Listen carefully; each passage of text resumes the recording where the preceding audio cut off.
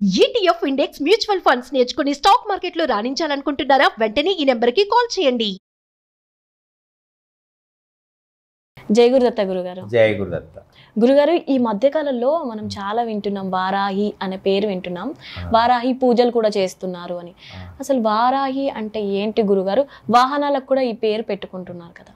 అవును, అంటే వారాహి అంటే ఏంటి, దాని అర్థం ఏంటి? చాలా మంచి చక్కటి ప్రశ్న అమ్మా. ఇది చాలా గొప్ప రహస్యం కూడా ఉంది. పూర్తి స్థాయిలో మనం ఈరోజు తెలుసుకోవడానికి ప్రయత్నం చేద్దాం. శ్రీ గురుదేవ దత్త. ఓం శ్రీ వరాహి దేవతాయ నమః. వారాహి అనే పదం మొట్టమొదట పుట్టిన రహస్యాన్ని మనం తెలుసుకుందాం. ఈ వారాహి అనేది హిరణ్యాక్షుడు, హిరణ్యకశిపుడు అని కృతయుగంలో ఒక పెద్ద దేశాన్నంతా పాడు చేస్తుండేవాడు. భూమిని కూడా ఇలా ఇలా ఊపేసేవాడు అనమాట హిరణ్యాక్షుడు. అప్పుడు విష్ణుమూర్తిని అందరు పోయి ప్రార్థిస్తారు. భూదేవి కూడా పోయి, భూదేవి కూడా వెళ్ళి, స్వామి నా భూమిని బాల్లాగా ఆడుకుంటాడు, తీసుకొచ్చి తన కొమ్ముల మీద ఎట్లా అంటే ఎట్లా విసరడము అలా చేస్తుంటాడు. అలా చేస్తున్నప్పుడు అతను బాధపడి విష్ణుమూర్తి వరాహ రూపం ధరిస్తాడు. వరాహ రూపం అంటే మనము పంది రూపం లాంటిది వరాహము అంటే. దాని రూపం ధరిస్తాడు అంటే శత్రు సంహారానికి, శత్రు విజయానికి వాడబడేదే ఈ వారాహము. ఆయన పురుష రూపం ధరిస్తాడు కదా. ఆ పురుష రూపానికి మరి ఒక పురుష రూపం ఉన్నప్పుడు దానికి ఒక స్త్రీ రూపం పుట్టాలి కదా.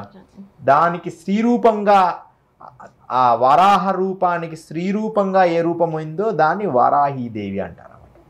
పురుష రూపం ఉంటుంది, స్త్రీ రూపం ఉంటుంది. ఇలా వారాహి అనే మొట్టమొదట పుట్టిన సమయం అది వారాహి అంటే. అంటే ఏ విజయమైనా సరే, భూమిని నాశనము చేసే దుర్మార్గులైనా సరే వారాహి ఎదురు నిలబడితే వారు పతనమైపోతారు. అయితే ఈ వారాహి తర్వాత ఆ వారాహి ఎవరి దగ్గర ఉండిపోయింది? అమ్మవారికి ఎవరినైనా సరే ఆ వారాహి మాతకి ఎదురుపడి ఎవ్వరు నిలబడలేరు. ఆమె మహా ఉగ్రంగా ఉంటుంది అనమాట. ఆమె ఎందుకు ఆమె ఆ స్థాయిలో ఉంటే ఆమె ఒకరికి అధ్యక్షురాలుగా ఉండిపోయింది. ఆ స్థాయి ఉంది కాబట్టి. అది ఎవరంటే లలితాదేవి. లలితాదేవికి ఒక పక్క వారాహిదేవి, ఒక పక్క శ్యామలాదేవి ఉంటాయి. వారాహి రాజశ్యామల అంటారు. ఒక పక్క రాజశ్యామల ఉంటుంది, ఒక పక్క వారాహి ఉంటుంది. ఈ వారాహి సర్వ సైన్యాధ్యక్షురాలు, సర్వ సైన్యానికి అధ్యక్షురాలుగా ఉంటారు లలితాదేవికి. లలితా పరమేశ్వర అలా కూర్చొని ఉంటుంది. ఆమె పక్కన ఎవరైనా శత్రువులు వచ్చినా, యుద్ధం జరిగినా, ఇదంతా వల్లభ గణపతి అనే కథలో వస్తుంది. వల్లభ గణపతి పుట్టిన ఆవిర్భావం గురించి వస్తుంది. చండముండ కొంతమంది రాక్షసుల్ని సంహారణ చేసినప్పుడు వీళ్ళంతా కూడా సహకరిస్తారు వారాహి. ఈ వారాహి అనేది సర్వ సైన్యాధ్యక్షురాలు. ఇలా ఆవిడ అలా పుట్టి ఆ తర్వాత ఈ వారాహి రూపముగా రకరకాల రూపాలుగా అవతరించింది వారాహి. ఆ రూపాలు అవతరించడంలో ఈ వారాహికి భైరవుడు అనే ఒక అద్భుతమైన శక్తిని భర్తగా ఎంచుకున్నారు. అంటే భైరవుడు అంటే అష్టమాతృకలు. ఆ భైరవుడికి, ఈ భైరవుడికి ఈ వారాహి అండ్ ఆమె వాళ్ళతో ఉంటారన్నమాట. అష్టభైరవులలో అసితాంగ భైరవుడు అంటే బ్రహ్మశక్తి ఇమిడీకృతమై ఉంటుంది. తర్వాత రురు భైరవుడు అంటే మహేశ్వర శక్తి ఉంటుంది. తర్వాత చండ భైరవుడు అంటే కౌమారి అనే ఒక శక్తి ఉంటుంది. తర్వాత క్రోధ భైరవుడు అంటే వైష్ణవి అనే ఒక శక్తి ఉంటుంది వారికి, అంటే అష్టమాతృకులు వీళ్ళంతా. తర్వాత భీషణ భైరవుడు అంటే చాముండి అనే శక్తి ఉంటుంది. తర్వాత ఇంద్రాణి, ఈ ఇంద్రాణి అనేది కపాల భైరవుడు అని ఉంటాడు. అంటే కపాలమాల వేసుకొని ఒక భైరవుడు ఉంటాడు, దానికి ఇంద్రాణి అనే ఒక శక్తి ఉంటుంది. ఉన్మత్త భైరవుడు అంటే వారాహి ఉంటుంది. ఈ ఉన్మత్త భైరవుడు అంటే క్రోధంగా, వరాహము అడవుల్లో ఎలా ఉంటుంది, కూరలన్నీ ఇచ్చుకొని క్రోధంతో ఉంటుంది, దానికి ఉన్మత్త భైరవుడు. తర్వాత ఈ ఉన్మత్త భైరవుడు సంహార భైరవుడు. ఈ సంహార భైరవుడి జోలి వెళ్తే ఇంకా చనిపోతారు. ఈ సంహార భైరవుడికి మహాలక్ష్మి అనే ఒక అద్భుతమైన దేవత సహకారంగా ఉంటుంది. అంటే ఇవన్నీ కూడా ఉన్మత్త భైరవుడికి వారాహి అనే శక్తి మనం గమనించాలి. ఉన్మత్త భైరవుడికి వారాహి అనే ఒక ఆమె ఉంటుంది. సంహార భైరవుడికి మహాలక్ష్మి ఉంటుంది అనమాట. లక్ష్మీదేవులు ఉండే స్థలాలు అంటారు వీటిని. అలా వారాహి అనేది ఉన్మత్త భైరవుడికి సమానమయ్యి ఉన్మత్తమైన స్థితిలో ఉంటుంది వారాహి. ఎవరైతే ఈ వారాహిని గిన మనం పేరు పెట్టుకుంటే దానికి ఇంకా చరిత్రలో తిరిగేలేదు. అది చిన్న చీమైనా సరే వరాహి అని పేరు పెట్టుకుంటే అది గొప్ప శక్తివంతంగా మారిపోద్ది. ఇప్పుడు వాళ్ళు చిన్న షాప్ పెట్టుకున్నది దానికి వరాహి అని పెట్టుకోగలిగితే అది పెద్ద బంపర్గా హిట్ అయిపోతుంది. అది పుట్టిన పిల్లలకు పెట్టొచ్చు అంటారా గురుగారు? వరాహి అని శ్రీ వరాహి అని పెట్టచ్చు. ఒట్టి వరాహి అంటే ఉన్మత్తంగా ఉంటారు కదా. శ్రీ అంటే లక్ష్మి, లక్ష్మీ తత్వంలో ఉండే వరాహి, తనకి ఎదురు లేదు. అబ్బాయిలకైతే శ్రీ వరాహుడు అంటే శ్రీ అనేది కలుపుకోవాలి. శ్రీ లేకపోతే శాంతం ఉండదు. ఒట్టి వరాహి అని పెట్టడానికి లేదు.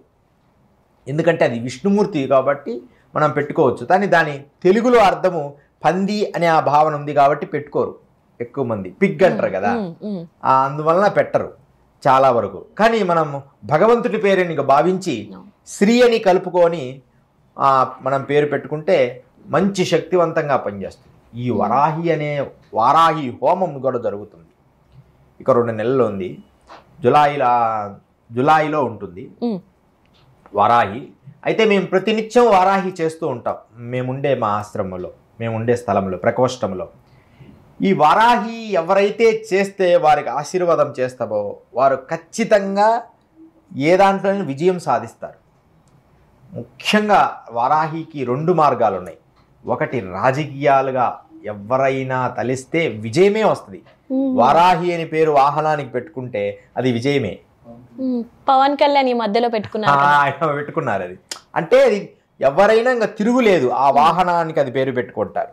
తర్వాత అంటే ఆ సంస్థ దానికి పోటీ, దానికి మంత్రాంగాన్ని వహించేది రాజశ్యామల, దాన్ని పోటీగా నిలబడేది వారాహి. ఈ వారాహి అనే పేరు పెట్టుకుంటే కొంచెం ఆలస్యమైన విజయం వస్తుంది. కానీ మనస్ఫూర్తిగా విశ్వాసముతో ఈ వారాహిని ఆరాధించాలి. వీటిల్లో బృహద్వారాహి అనే ఒక వారాహి ఉంది. మళ్ళీ వీళ్ళల్లో అంటే వాళ్ళ గుణాలు ఇప్పుడు అంటే ఒక్కొక్కరిలో ఒక్కొక్క స్కిల్స్ ఉంటాయి. It is a development of skill. ప్రతి హ్యూమన్ బాడీకి డిఫరెంట్ స్కిల్స్ ఉంటాయి. ఒకే వ్యక్తికి చాలా స్కిల్స్. అలాంటి స్కిల్స్లో ఏంటి, ఒకరికి డ్రాయింగ్ వచ్చు, సంగీతం వచ్చు, చిత్రలేఖనం వచ్చు, రకరకంగా. తర్వాత ఒక కన్స్ట్రక్షన్ చేయొచ్చు, తర్వాత మంచి మాట్లాడగలరు. ఇలాంటి రకరకాల స్కిల్స్ ఎలా ఉంటాయో వారాహిలో కొన్ని తంత్రాలు ఉంటాయి. ఈమె సర్వ సైన్యాధ్యక్షురాలు కదా. బృహద్వారాహి అంటే ఏది జరగబోతుందో అది ముందే ఊహిస్తుంది, తెలుసుకుంటుంది. ఇప్పుడు జరగబోతుంది, రేపు ఈ సంఘటన జరగబోతుంది అనేది ముందే ఊహిస్తుంది. రెండోది లఘువారాహి, చాలా సూక్ష్మములో నుంచి కూడా పోయి పెద్దగా కాగలదు. తర్వాత స్వప్నవారాహి, ఇది చాలా శ్రేయోగదాయకమైనది. స్వప్నవారాహి అంటే ఈ అమ్మవారిని ఆరాధిస్తే మనం ఘోరే స్వప్నం టహటా స్వాహ అని ఒక మంత్రాలు ఉంటాయి. ఈ మంత్రాలలో అంటే వాటి పూర్తి మంత్రం ఉంటుంది, చెప్పకూడదు సభాముఖంగా. ఆ మంత్రం గిన వర్లిస్తే మనకి నిద్రపోయేటప్పుడు స్వప్నంలో అమ్మవారు వచ్చి నీకు ఇది జరగబోతుంది, చెయ్యొద్దు, నీవు కలిసే వ్యక్తి ఇలా మాట్లాడితే నీకు సక్సెస్ అవుతావు అనేది కూడా అమ్మవారు స్వప్నంలో చెప్తుంది. ఆ మంత్రాన్ని రోజు మనం పురస్చరణ చేయాలి. 1 లక్ష 2 లక్షలు చాలు. ఆమె మన ఏదో రకంగా మనకు స్వప్నం వస్తుంది. అమ్మవారే రావాలని కాదు, ఎవరో వచ్చి నువ్వు వీరి దగ్గర ఇలా వెళ్ళు అని ఎవరో చెప్పినట్టు కల వస్తుంది. వారాహి పూజల గురించి ఏం చెప్తారు గురుగారు? ఈ మధ్య అది కూడా వింటున్నాం కదా.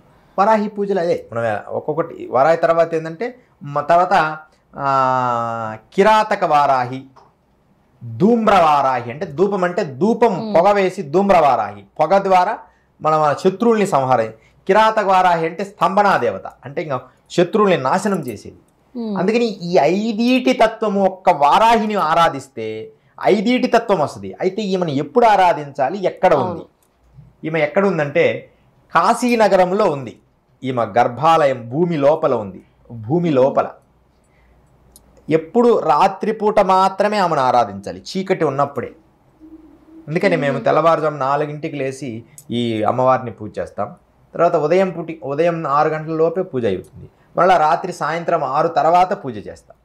మిగతా టైంలో ఆమె పగటిపూట నిద్రపోతుంది. రాత్రిపూట ప్రపంచమంతా, ఇప్పుడు వారాహి కాశీ క్షేత్రాన్ని మొత్తాన్ని ఆమె పరిపాలిస్తుంటుంది. వారాహి దేవై అన్ని తిరిగి చూస్తూ ఉంటుంది. చాలా భయానకమైనది వారాహి. ఈ వారాహి తంత్రము ఒక సందర్భంలో ఒక భక్తులు అడగడం వల్ల మేము ప్రయోగం చేశాం. ఒక రాజకీయ నాయకుడికి మేము ఒకసారి యాత్రలో ఉన్నప్పుడు పెద్ద రాజకీయ నాయకుడు వచ్చి, స్వామి నేను మంచివాడిని అయితే నేను విజయం సాధించాలి అన్నాడు ఆయన. లేకపోతే నాకు మీరు ఆశీర్వాదం చేయొద్దు, నేను మంచివాడిని అయితేనే మీరు విజయం సాధించినట్టు ఆశీర్వదించండి అని ఏడ్చాడు. నేను ఆయన ఆలోచన చేసిన తర్వాత అమ్మని అడిగితే ఇతను మంచివాడే అని అందరూ కూడా చెప్పారు, అతను చాలా ఉత్తముడు. అప్పుడు ఆయనకి ఈ వారాహి ప్రయోగము చేయడం వల్ల అప్పుడు ఒక మాట అన్నాం ఆ హోమం అయిపోయిన తర్వాత, నువ్వు మాత్రం విజయం సాధిస్తావు అని. నువ్వు మాత్రమే విజయం సాధిస్తావు, నీతో ఉన్న టీం విజయం సాధించదు అని చెప్పలేదు. మరి ఆయన ఒక్కడే కదా అక్కడ కూర్చున్నది. నువ్వు మాత్రం విజయం సాధిస్తావు, నువ్వు సక్సెస్ అవుతావు. విచిత్రం ఏంటంటే ఈయనకి ఎగనెస్ట్ పార్టీలో ఉన్న వాళ్ళందరూ గెలిచారు, ఈయన గెలవలేదు. కానీ పదవి ఈయనకే ఇచ్చి కూర్చోబెట్టారు. అదొక అద్భుతం కదా. అసలు ఇయ్యరు ఇతనికి. వేరే గ్రూప్ గెలిచింది, కానీ నేను ఆశీర్వదించిన వ్యక్తికే నాది ఎదురుగా వచ్చాడు. ఈయన టీం అంతా ఓడిపోయింది, ఈయన ఆ పదవి ఇయ్యకూడదు, కానీ ఈయననే అధ్యక్షుని చేశారు. ఎమ్మడే గురుదేవా అని వచ్చి, మాకు ఒక అడవిలో ఉన్నాను, భద్రాచలం అడవిలో, గురుదేవా ఎంత ఆనందమా అని ఎంత సంతోషపడినారు. అప్పుడు ఇట్లా వారాహి ప్రయోగం అంత గొప్పది. అయితే శాస్త్రీయంగా చేపించుకోగలిగితే వారాహి చాలా పవర్ఫుల్ అన్నమాట. ఈ వారాహిలో కూడా తర్వాత కొంచెం రాత్రిళ్ళు చేసేటప్పుడు అట్లా నిప్పులో హోమశగల్లో కూడా కూర్చొని చేస్తుంటాం. నిప్పుల్లో కూడా చాలా భయానకంగా ఉంటుంది వారాహి. ఆ ప్రయోగం చేసినప్పుడు దానిమ్మ ఇత్తనాలు, పంచమి రోజు చేస్తుంటాం దానిమ్మ ఇత్తనాలు. తర్వాత కొంతమంది చెరుకు రసము, ఆమెకు మందు కూడా పోస్తారు కొన్ని స్థలాల్లో, మనకు కొన్ని ప్లేసుల్లో ఆమెకు అనమాట వైన్ లాంటిది పోస్తుంటారు. అయితే మేము మాత్రము చెరుకు రసము బెల్లపు రసం పోస్తాం దాని బదులు, వారి గురుతత్వ బోధనలు బట్టి. తర్వాత ఇంకొక సందర్భంలో మా గురువు గారి దగ్గరికి ఈ వారాహి ప్రయోగం గురించి ఒక వ్యక్తి అడిగాడు. మేము అందరికీ ఈ వారాహి ప్రయోగం చేయము, వాళ్ళు అడిగినంత మాత్రాన ఎమ్మడే చేయమన్నమాట. గురువుగారు మేము చేయము అని చెప్పారు, మేము కూడా చేయమని చెప్పాం. అతన్ని చాలామంది తీసుకొచ్చి చాలా ఖర్చు అవుతుందిరా, నువ్వు చేపించుకోలే, వద్దు అని కూడా వాదించాడు. అయినా సరే నేను కావాల్సిందే, మీరు చేయాల్సిందే అని బలవంతంగా చెప్తే, గురువుగారు దేనికోసం చేస్తున్నావు ఈ వారాహి అంటే, గురువుగారు నా కుటుంబం అంతా నన్ను శత్రువులు అనగదొక్కారు, నా కుటుంబం ఏమీ లేకుండా పోయింది, ఇప్పుడు నా కుటుంబం నాకు నిలబడాలి, అంతే, అంత మాత్రం చాలు అన్నాడు. అరే ఇతని కోరిక మంచిది అని చెప్పి అప్పుడు ఆ బాధ్యత నాకు అప్పచెప్పారు. యోగి నువ్వు దీన్ని కొనసాగించు అన్నాడు. అప్పుడు అతన్ని ఒక అడవిలోకి తీసుకెళ్ళి మరి ఆ అబ్బాయికి కావాల్సిన ఎన్ని ఏర్పాట్లు చెయ్యి అన్నారు గురువుగారు. అప్పుడు అవన్నీ తను అన్నీ సమకూర్చాడు. ఎంత సమకూర్చాడంటే అలా మనం చెప్పకూడదు, కానీ ఒక ఆస్తి కూడా ఏదో ప్రాపర్టీ ఉంటే అమ్మేసి దానికి, అంటే ఆ వస్తువులు అంత విలువ అవుతాయి. ఆ హోమం అంత గంభీరమైనది. అలా 10 రోజుల పాటు ఒక అడవిలో హోమం చేసేస్తే ఆ హోమం అంతా అయిపోయేటప్పటికి ఎవరైతే శత్రువులు ఉన్నారో ఆ శత్రువులందరూ ఆయన దగ్గరికి వచ్చి నమస్కరించి వాడిని ఆస్తులు వాడి డబ్బులు అన్నీ ఇచ్చేశారు రిటర్న్. చాలా మా గురువుగారు నేనేం చేయలేదు, సిద్ధయోగే చేశాడు అని నా మీద చూపిస్తుండు ప్రేమగా, గురువు శిష్యుడి మీద ప్రేమ చూపించడం.